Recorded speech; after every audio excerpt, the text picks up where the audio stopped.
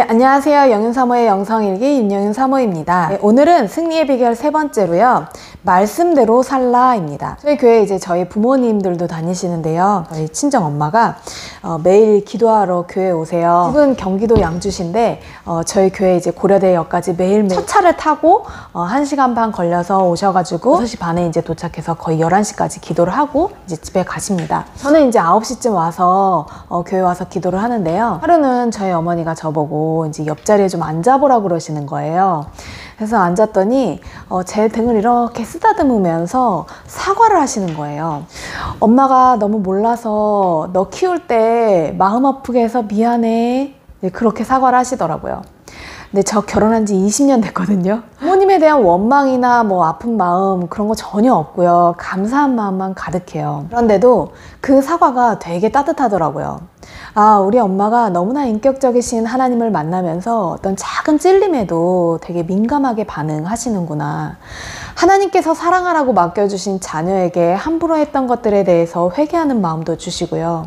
용기를 내서 미안하다고 표현을 한 게 이 제 영혼에도 그 하나님의 따뜻한 사랑이 전해지고요. 그리고 그 행동이 너무 멋있었어요. 저도 그날 집에 가서 저희 아이들에게 사과를 했습니다.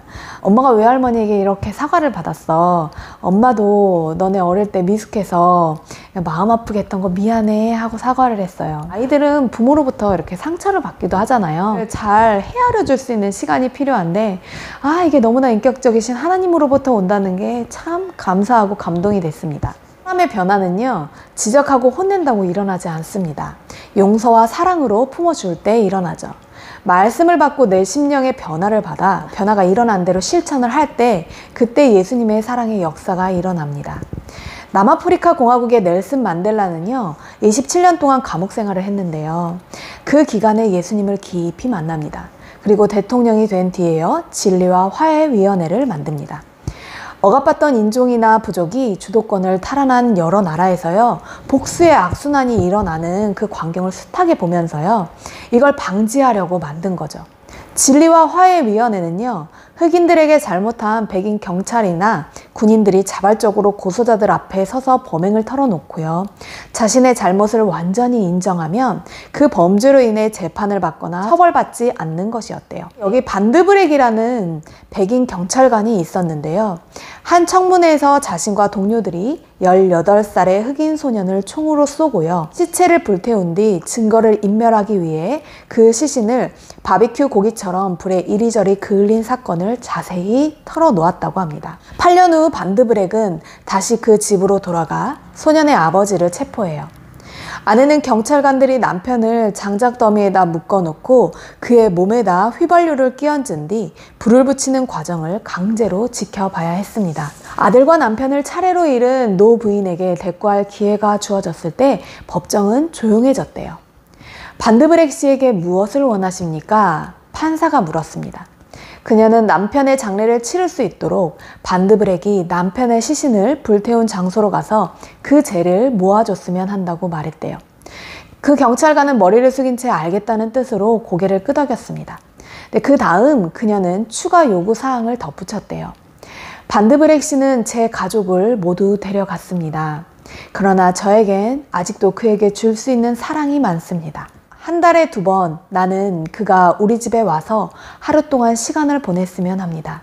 제가 엄마 노릇을 할 수 있도록 말이죠. 그리고 나는 반드브렉 씨가 하나님의 용서를 받았다는 것과 나도 그를 용서했다는 사실을 알았으면 합니다. 나는 내가 정말 용서했다는 걸 반드브렉 씨가 알도록 그를 안아주고 싶습니다. 노부인이 증인석으로 걸어가는 동안 법정 안에 누군가 나 같은 죄인 살리신을 부르기 시작했대요. 그러나 반드브렉은 그 찬양 소리를 듣지 못하고 졸도해 버립니다. 바울은 악에게 지지 말고 선으로 악을 이기라고 했는데요. 넬슨 만델라는 악이 저질러졌을 때 그 악을 이길 수 있는 반응은 하나뿐임을 알았대요. 복수는 악을 계속 이어지게 만들고요. 정의는 악을 처벌하지만요. 오직 예수님께서 보여주신 용서와 사랑만이 이 복수의 고리를 끊을 수 있는 걸 알았던 겁니다.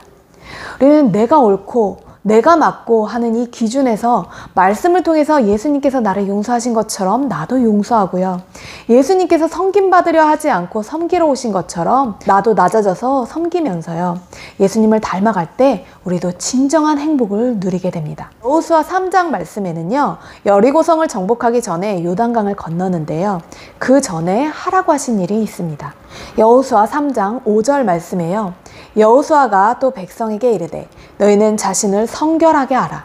여호와께서 내일 너희 가운데 기이한 일들을 행하시리라.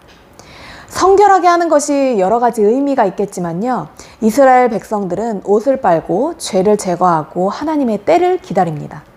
반대로 이야기하면요. 우리가 하나님의 기적을 보려면 성결하지 않으면 불가능하다는 얘기입니다. 계속 내 뜻대로, 내 고집대로, 내 아집대로 악한 영들이 공격할 그 틈을 계속 열어주면서 내 삶에 고쳐야 할 죄들을 제거하지 않고요. 하나님께로 조정하지 않으면서 하나님의 기적만을 바란다는 건 불가능하다는 얘기죠. 우리가 말씀 앞에 계속 부딪히고 하나님께서 조정하라고 하시는 것들이 드러나는데요. 이게 삶의 여러 가지 문제로 또 관계 가운데 일어나는 여러 가지 문제들로 나에게 부딪히는 것들이 있죠. 그걸 계속 하나님의 뜻에 맞추도록 나를 쳐서 복종시켜야 합니다. 그렇게 성결하게 준비된 이스라엘 백성들에게요. 요단강에 제사장들이 먼저 발을 내밀게 하시고요. 요단강이 갈라져 걷게 되는 역사가 일어납니다. 강이 갈라져서 건너간 게 아니라 물이 가득 차 있는 상태에서 발을 내디뎠을 때 그때 물이 갈라지기 시작하는 겁니다. 우리 삶에 여러 가지 문제가 계속 다가오는데요. 하나님 그걸 해결해 주세요가 먼저가 아니라 네 안에 탐욕을 제거해. 그래 네 안에 교만과 걱정과 불신앙을 제거해. 그게 먼저야. 너 나와 지금 친밀하게 교제를 해야 돼. 네 영혼이 살아나야 돼. 그게 먼저라고 말씀하시는 겁니다. 우리는 하나님과 나 사이에 막힌 것이 없어서요. 문제가 다가와도 그거에 꽂혀가지고 걱정과 불안과 염려로 세상 짐을 내가 다 질 것이 아니라요. 하나님 어떻게 기도해야 할까요? 저는 이 상황에서 무엇을 해야 할까요? 여쭤보면서 먼저 해야 할 순종부터 해야 합니다. 하나님과 동행한다는 건 문제가 안 일어나는 게 아니라요. 문제가 일어나도 그분과 동행함으로 두려울 게 없는 것이죠. 하나님께서 우리 아버지신데 뭐가 그렇게 두렵겠어요? 그분이 진짜 내 아버지시고 나를 돌보시는 분이신데요. 그러니 평탄하고 형통한 승리의 삶을 살게 되는 겁니다. 승리의 비결 세 번째, 바로 말씀대로 살라는 겁니다. 네, 들어주셔서 감사하고요. 다음에 다시 봬요. 안녕.